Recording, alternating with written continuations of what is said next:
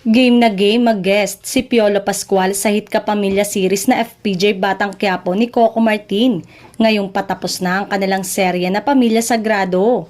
Bongga ang first collaboration ng dalawang premyadong aktor sa Pamilya Sagrado kung saan si Coco ang nag-direct ng mga action scene para sa finale ng programa next week.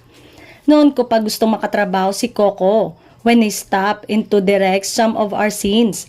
Kitang-kita ang kanyang dedikasyon. Nakaka-inspire to be directed by someone with such a clear vision, and I hope we get to work on a project one day, given the right script. Ang pahayag ni Piolo nang makatsikahan kamakailan at ng ilang piling members ng press. Sabi pa ni Papa P, nag-usap nga raw sila ni Coco tungkol sa possible guesting niya sa Batang Quiapo at sana ay matuloy ito in the near future. Samantalang, level up na makapigil hiningang mga komprontasyon ang masasaksihan ng mga manonood sa huling 2 linggo ng Pamilya Sagrado. Mangyayari na ang pinakaabang maaksyong labanan para sa ustisya na mula nga sa special guest director na si Coco Martin.